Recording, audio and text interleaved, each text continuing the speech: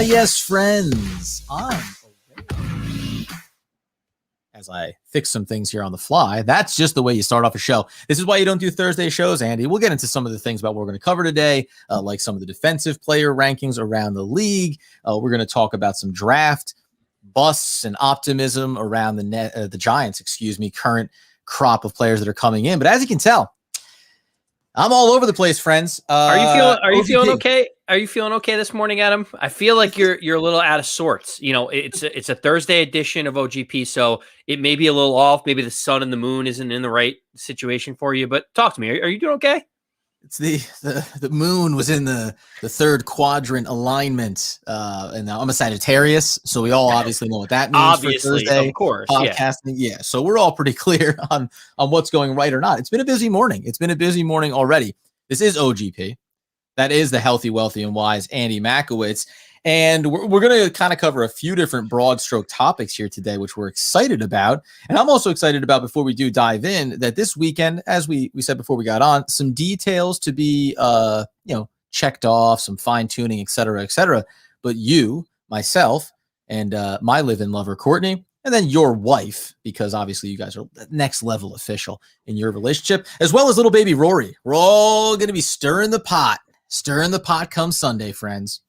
Yeah, I'm looking forward to it. It sounds like ladies might have a beach day with my young son, and maybe Adam and I, take the responsibility on of prepping the food by the pool, which just means having a bunch of cocktails while they're hanging out at the beach, right?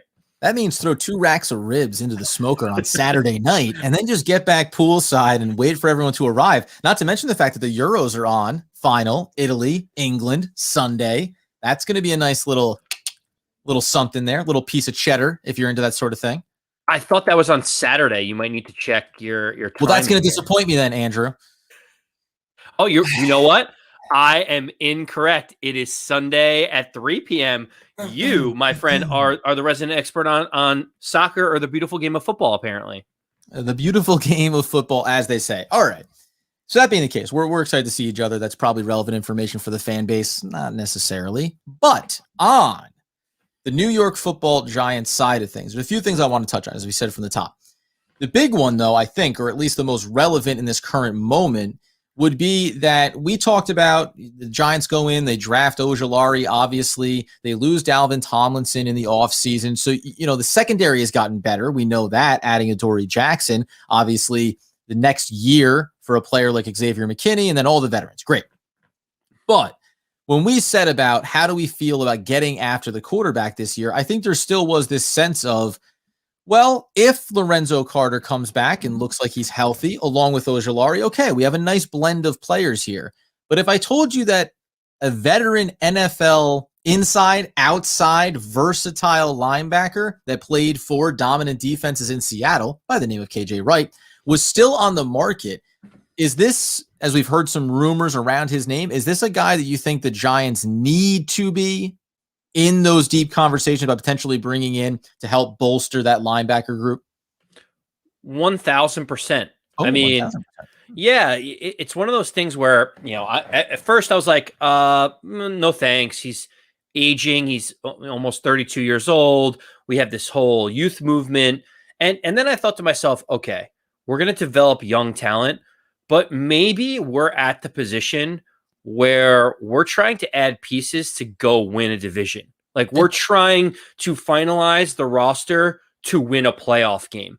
This isn't a 3-14 team that we're looking at that says, hey, we don't need a veteran on a 1-year deal to come in and make us better. We need to develop our own players.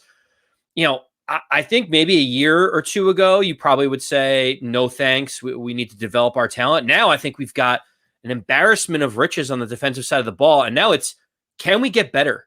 Can we make this a top 3 defense instead of a top 6 defense in the league? Can we add these pieces? And the other side of it, Adam, is it's not like KJ Wright fell off a cliff last year. Like, his Pro Football Focus rating was a 75, which is better than virtually anyone other than named Blake Martinez on our team. So for me, it's not an older guy that's really, falling on this sharp decline where we're just trying to catch a falling knife and hope that he plays well. he still has something left in the tank. And if we're talking about a 1-year deal where this defense is ready made and he just needs to come in and be better than Devonta Downs or something like that, like, yes, sign me up for KJ Wright.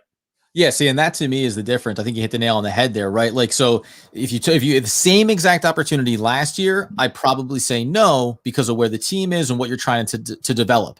But now a draft class later, an off season later, expectations are higher now for this team. And you think, well, this guy could really be a needle mover. And then it becomes multifaceted. I think mentioning a guy like Downs really is a good name to bring up, where you go, if you're going to fill a roster spot, and you could have a journeyman backup in Downs who's, listen, he's been nice for the Giants. I have nothing against him.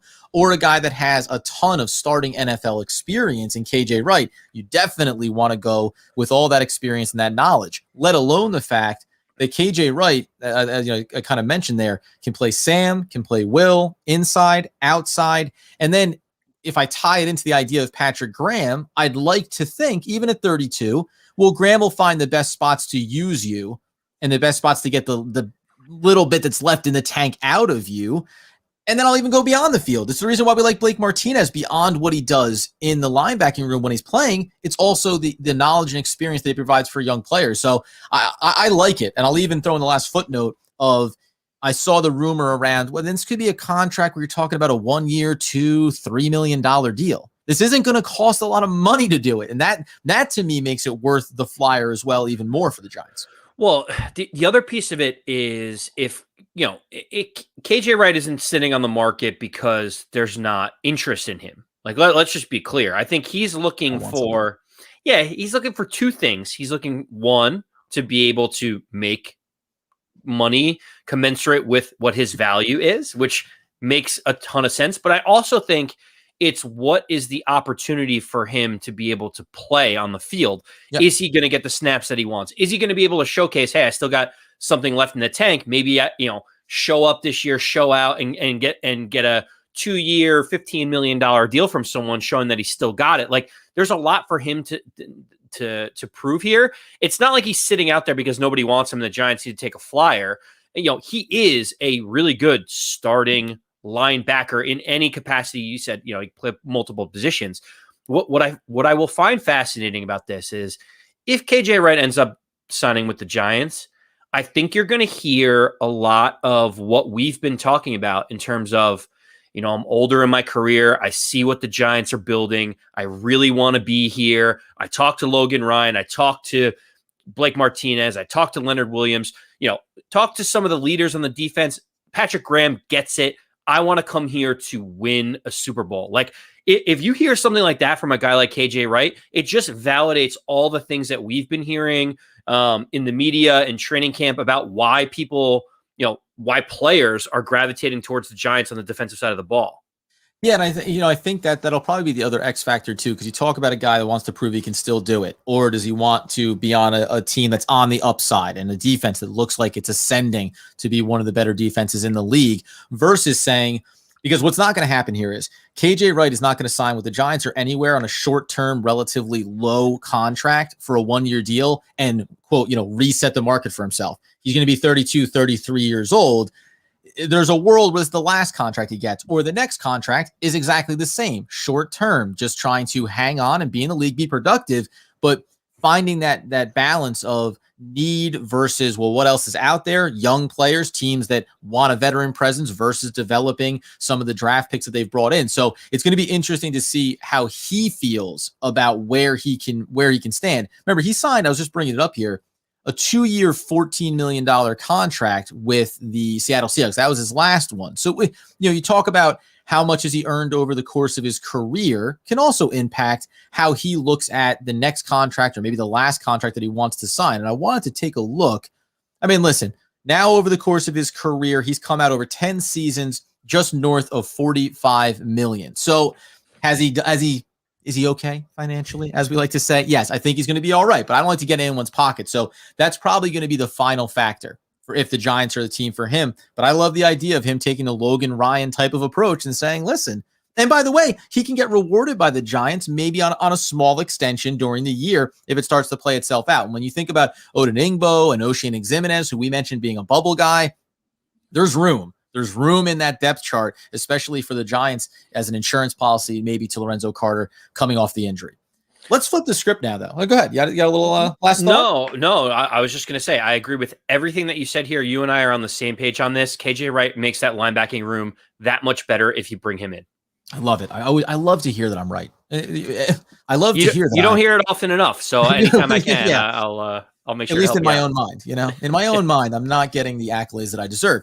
The other piece, though, then when we thought about it was, because now it's about bringing in veterans and what that looks like. And over the last handful of years, we've seen a lot of turnover with the Giants roster because they're trying to get better. And you started to take a look at, remember that old thing, Hands Across America? They tried to do that. It's like Giants across the NFL. There is just a lovely thread of Giants throughout the league. And it's interesting to think about some of these former Giants that maybe had more significant roles for us, less substantial as they move around the league, or vice versa. What were some of the names that jumped out to you?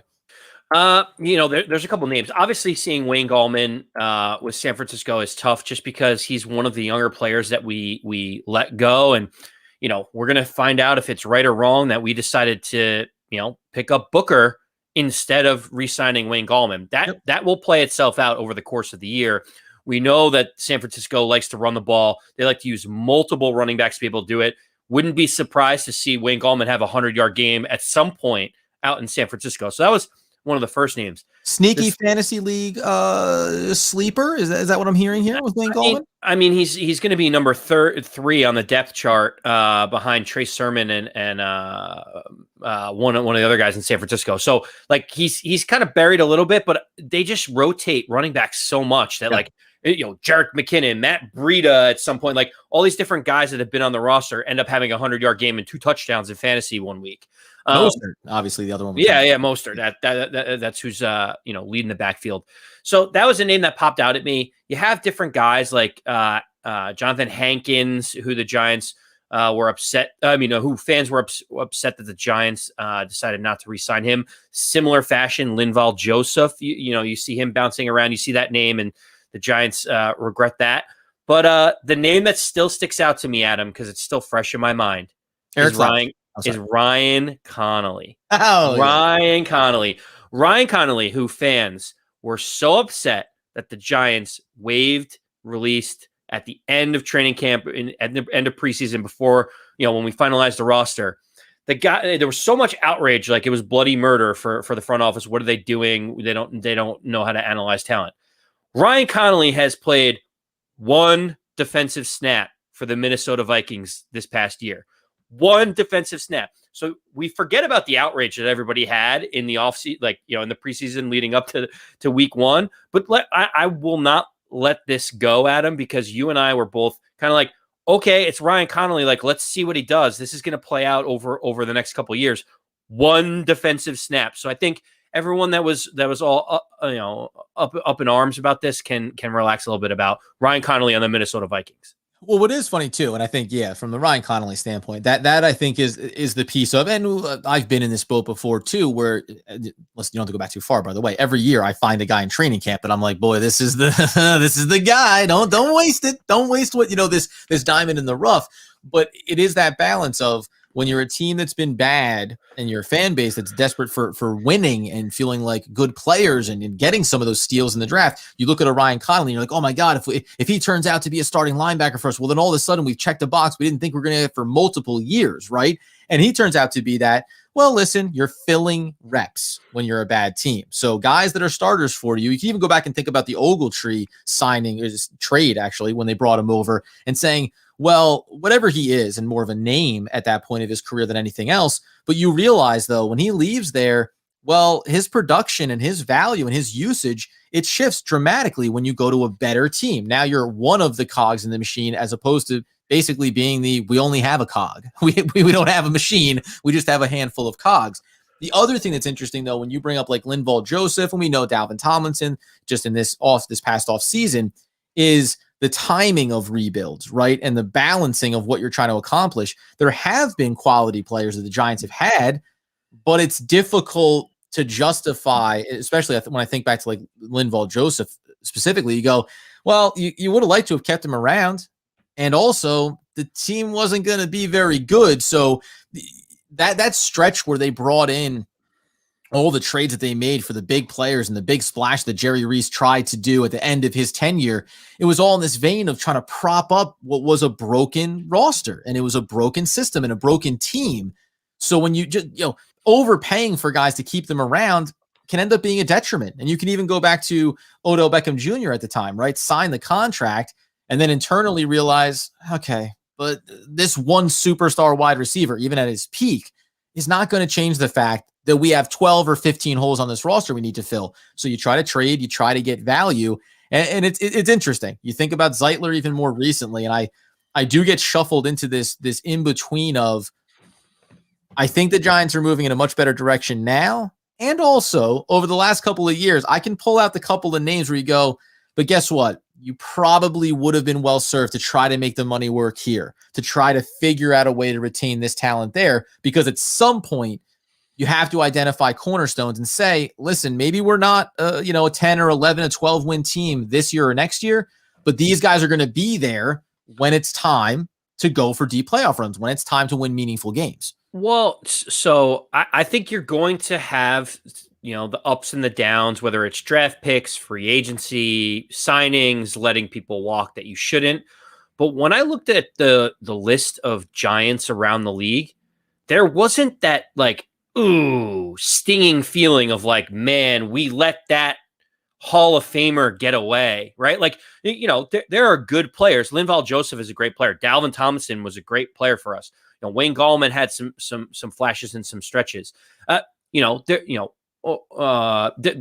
a ton of different guys that I could go through the list, but none of them sit there and are like, man, if we had that guy, things would have been different, right? So for me, I feel pretty good at the evaluation of talent, surprisingly, more than I thought in my head. So before I saw that list, I'm like, I don't know if the Giants really know how to evaluate talent the right way. Then you look at it, you're like, actually, it wasn't too bad.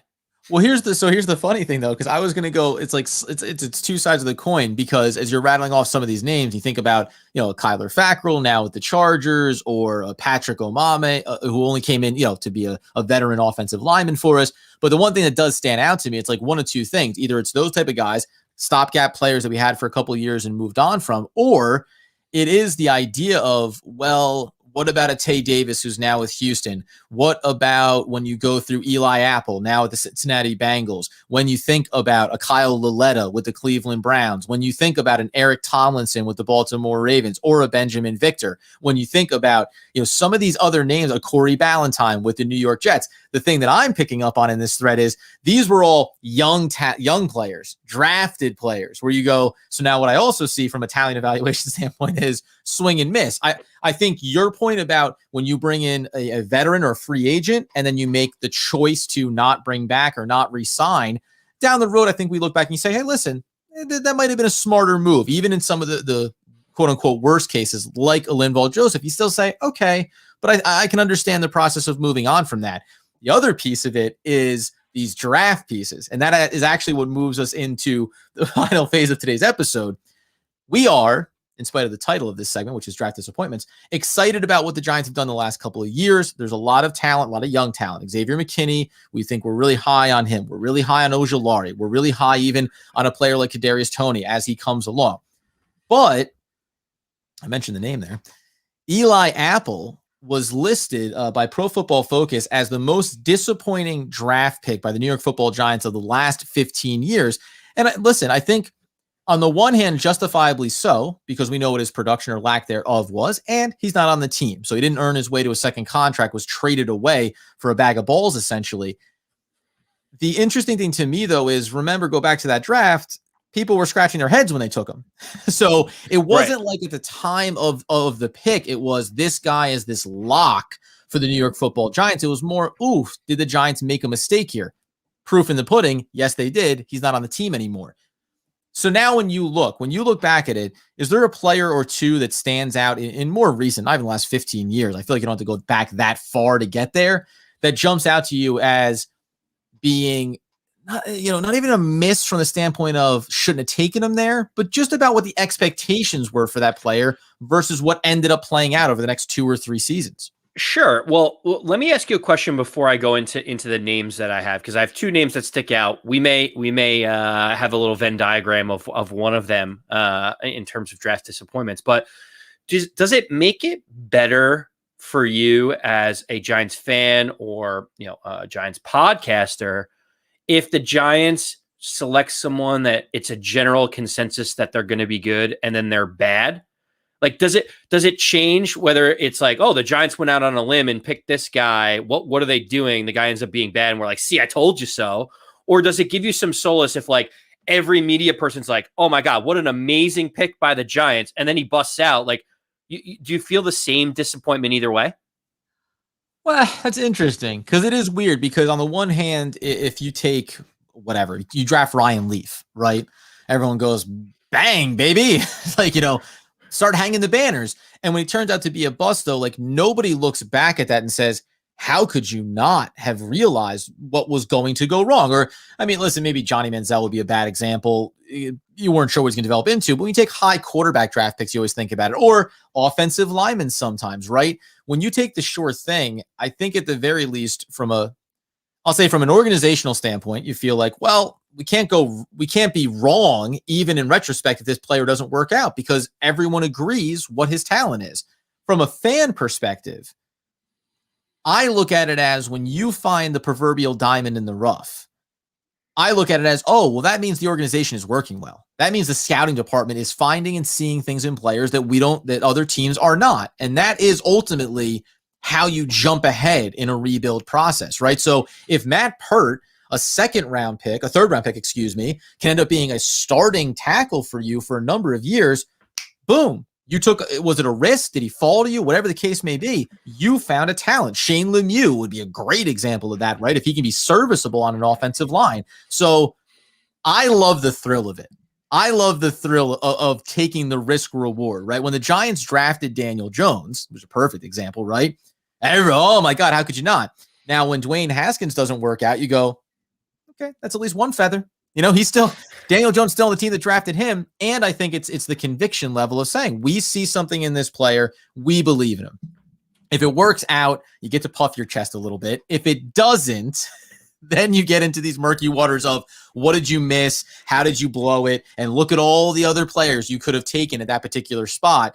So it becomes a mixed bag, but I do like the gut-wrenching, potential of look what we did. We stole something here. Right. And that's what I was kind of alluding to is like when the Giants go out on a limb, it feels good, but then like people just keep saying, I told you so. It's like sometimes when the consensus is like, this is the right guy, like Ryan Leaf over Peyton Manning, it doesn't change the fact that like you didn't get Peyton Manning, but you feel good because you look around and there's like this group think of like, we all missed it, right? Well, isn't it the idea too, like if your team is good, like if your team is generally, if you win 10, 11 games a year, right? If you're a pretty consistent playoff team, then when you take a swing on a guy and you miss, it's like, listen, we thought we saw something, we took a shot. The Giants are in a hard spot where you're like, hey, you're winning 3, 4, 5 games a year. So these old taking a shot, like it doesn't, you almost, for the Giants, I'll put it this way as a fan, the last handful of years, what I want them to do, like, dude, take the least sexy thing you possibly can at every single pick and just make us a decent team and worry about those home run swings a little bit later. Hit the sacrifice fly, slap the ball out to right field for a single. We don't need to hit a home run every time. If you are a team that's, complete and you're looking to hit a home run to like take you over the top, that's different. But in terms of draft disappointment, so there for the Giants over the last 15, 20 years, there are quite a few, Adam. Yes. And I think I will leave you to nail the number one, but I have 3 that come to my mind. I'll start with number 3 because I don't think you have this person on your list, but I'm going to start with running back out of Wisconsin, Ron Dayne. Oh, that's an interesting one. The Giants drafted him, Heisman Trophy winner, most rushing yards in NCAA history. They draft him in the first round, 11th pick overall. If you're drafting a running back in the top 15 picks, as we know, they need to be wearing that gold jacket at the end of the day, right? Like that's the expectation. And then you look at the production, guy played in the league for 7-8 years, played for the Giants for 4 seasons, and averaged 3.5 yards a carry as a New York Giant. Like when you put that all together, it's a name like he was like quasi-productive, had like 600-700 yards for the Giants. But when you think about what the expectations were, you think about the position that the Giants drafted him in, like running back first round, you expect that guy to be 1,000-yard rusher for you for at least 5 or 6 seasons before you decide for a second contract, right? No, and you know what? Thinking back to it, because that is a good one. I remember, because you go back and you think about him coming out of college, and you said you Heisman Trophy winner, and you just thought, so is he big enough and strong enough to use the same style of running that he used at the college level at the pro level? And the weird thing to me is, if I'm remembering it correctly, was because I just pulled up his stats. By the end of his career, he plays 1 year with Denver after the Giants in 2005, and then 2006-2007 he goes in Houston. But in those 2 stops, now he only had 53 carries in Denver for a 5.1 clip, but he rushed for 4.1 and 4 yards in the 2 years in Houston. And he had significant 151 and 194 carries. He was, productive. Is that above league average and muddling kind of close to it? Probably. But the thing that always stood out to me was he just wasn't a dedicated player, right? He was not a guy that was going to evolve and grow as a running back as his career progressed. Now, that may just have been limited. He could have been a limited athlete. And, college production is never a one-to-one corollary of what you're going to be at the pros. But I always got this sense that he was a guy where you were going to always find yourself going, boy, if this guy would just get a little bit more muscle on him, or if he would just slim down a little, do something, if he would just do a little bit from 1 year to the next, you could see him growing and at least being a consistent contributor. He was never going to live up to the draft selection, but it just kind of, he plateaued immediately and then slowly tapered off. And that's a pretty big disappointment when you think about what he could have been for the Giants over a 7 or 8 year stretch. Right. And I think the simple answer is the guy was bigger and stronger than a lot of his competition in college. And then when you get to the pros, everyone else was bigger and stronger at their positions at their colleges. And, he needed to dedicate himself, put that work in to become more athletic because he was always a big body. But, these linebackers are the same size as you now in the NFL, and they run faster than you do. And you're the running back, you're the offensive weapon. It just didn't really work out for him, with the Giants, unfortunately. Now, with you going through, I think would be some of the biggest disappointments. Maybe this will work out this way. I'm going to feather in kind of the bounce back off of that too.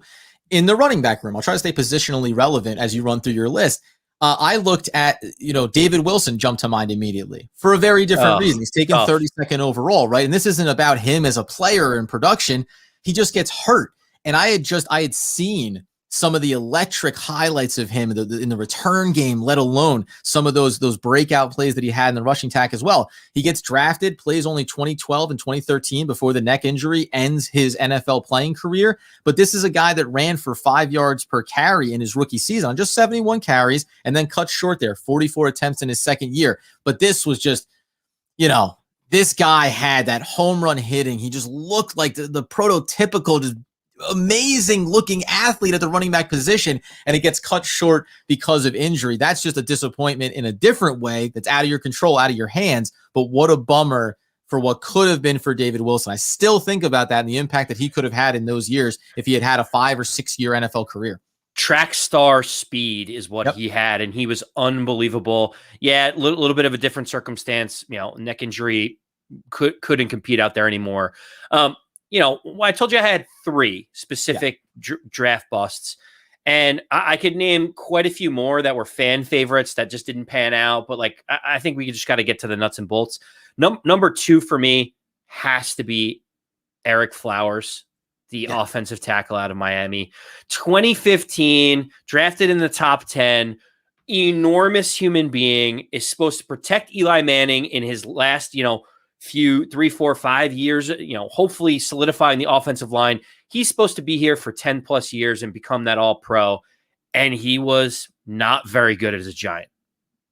Now, the problem with me for that one too, and I think it's a big bust, but remember at the time, this is one of those ones when the Giants drafted him, they said they were going to take him and they're going to make him a tackle. And everyone was like, why would you do that? He's not built to play that position. So you know what this reeked of? This is so fun. Just very quickly, and then we'll get to your number 1.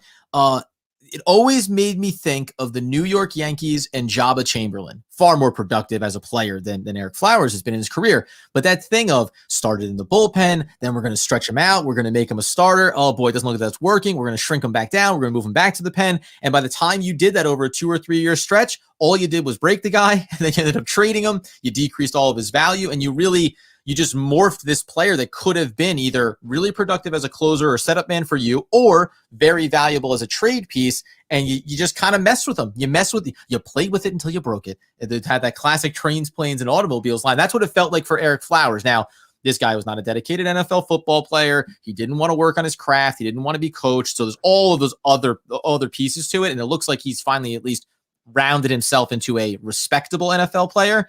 But that was the worst possible marriage of a guy that wasn't ready to be a professional in his sport, combined with an organization that wanted to do something with him that they had no business trying. And you can see the progression and evolution of the Giants when they take someone like Andrew Thomas, who is polished, has played left tackle, has multiple seasons of film. Tristan Wirfs was there. Mekhi Becton was there. They felt more like what an Eric Flowers pick would be. Andrew Thomas was a little bit safer, and we're going to see how that one plays out. But the Giants have certainly made a transition from where they were with Flowers. Now, Adam, the last one, I think you probably know where I am going with this one, but yeah, I'm going to let you spell it out for me because I've been all over the map this morning. So there's no way that I've done this in the past on the podcast. Sometimes I pull it out. I'm not pulling it out. I'm not, it's not going to happen. I'm not even going to try shy of, I'm not going to do it. Just leave me in. I'm sorry. I almost tempted myself. The biggest draft bust of the last 20 years is a guy who came in with very high expectations that even this regime thought was going to be the answer for us on the defensive side of the ball. So much so that they took him in the first round with the 30th pick. So much so that they traded up to be able to get this guy with the 30th pick. Do you know who I'm talking about, Adam? Oh, that's one DeAndre Baker.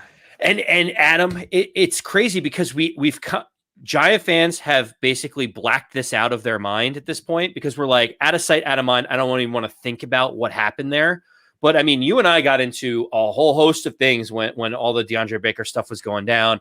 I talked about some of the character concerns and how his coaches said he was lazy. He had some off-field stuff that people were talking about.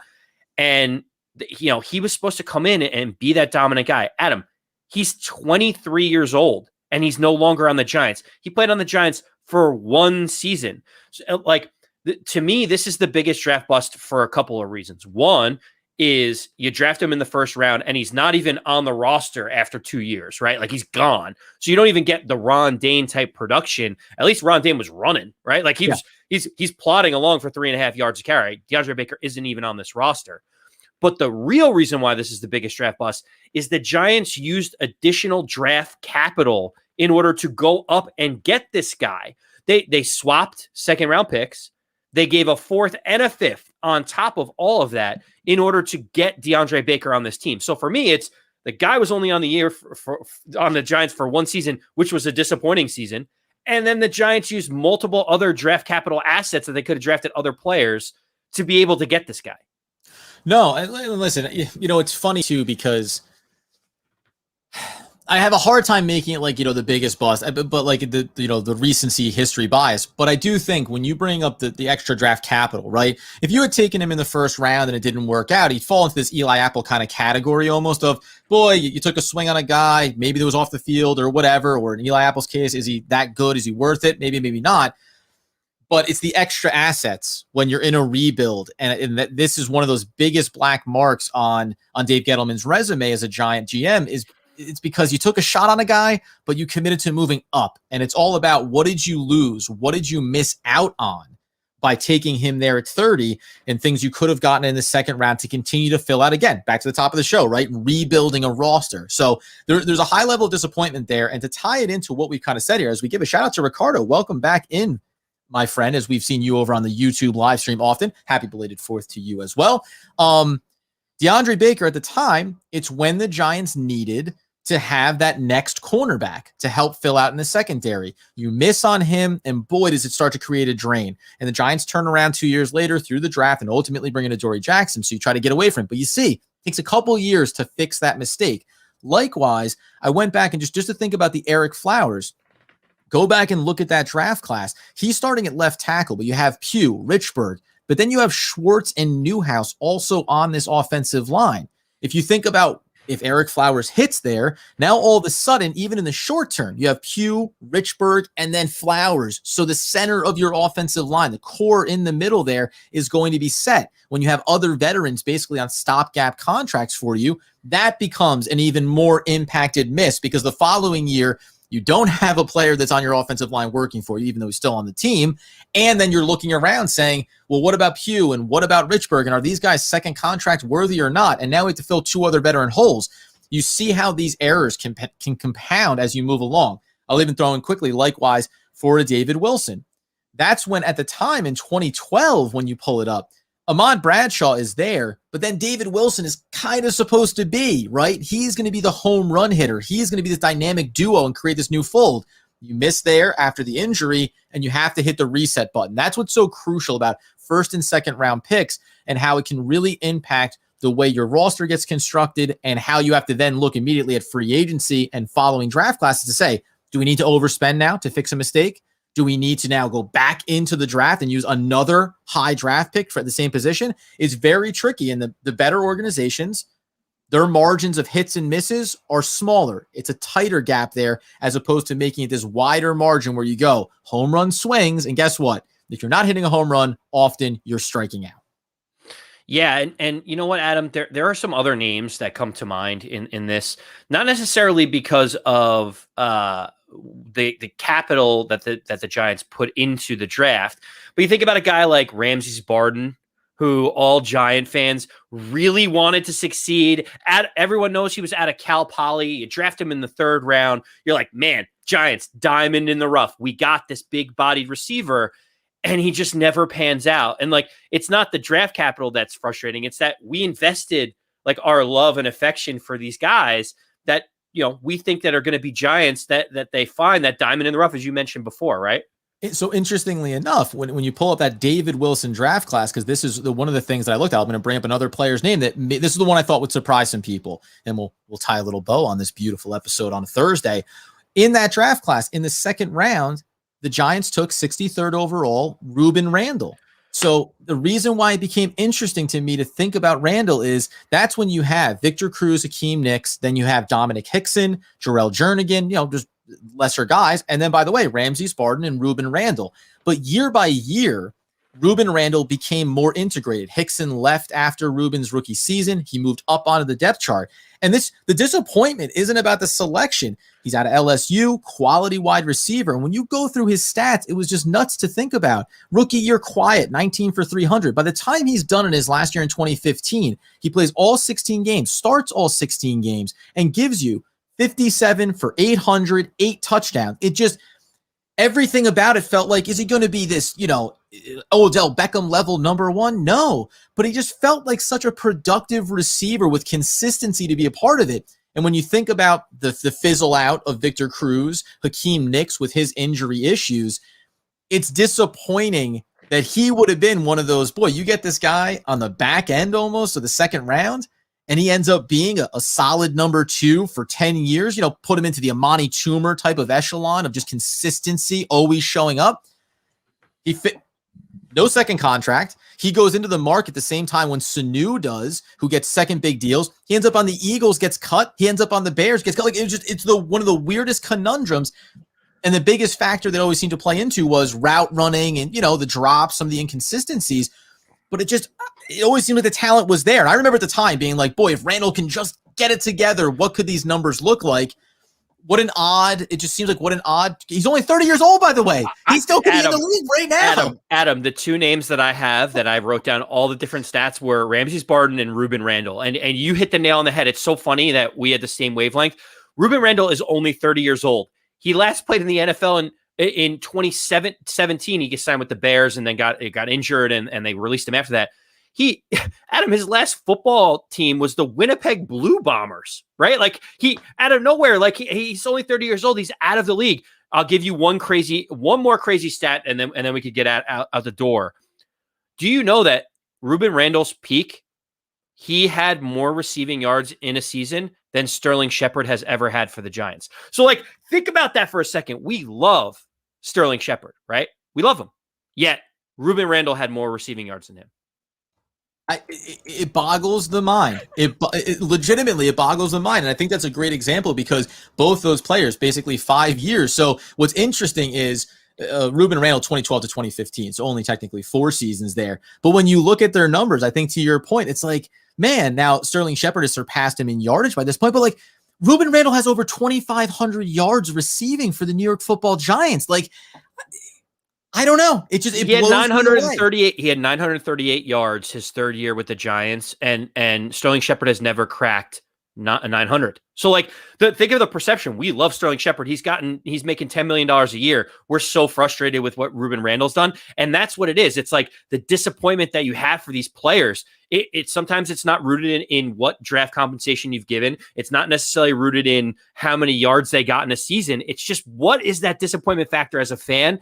And you hit the nail on the head. Ruben Randall is just a name that every Giant fan is like, that guy should have been better than he was. What happened? It's unbelievable. And ironically, a guy who was more productive like Steve Smith, that we're all tui. Get it. Right, exactly. It's the spectrum that these guys live on is absolutely insane. As, by the way, at the end of the day, disappointments from the past, a ton of optimism for the future and going forward. And just to give one last tip of the cap here to Ricardo, who says, I want Austin Mack to break out. And this is what it is, my friends. It's the dream of what is possible, what could come around the corner here for the New York Football Giants. We're going to continue to work our way through the offseason, of course, covering some of the potential signings like a KJ Wright and things like this, though, because I hadn't thought about Ruben Randall in quite some time. And I will say the one thing that always does stick in my mind is not on Ruben Randall's side, on the Ramses Barden, because you know I love me a big wide receiver. His player photo, this just bright, wide, white teeth smile. Like the dude just looks like he's going to do it all for you. And talk about it. I mean, you could have hit this dude, could have laid down on the field and had a ball dropped onto his chest, and somehow it would have gone for an incomplete.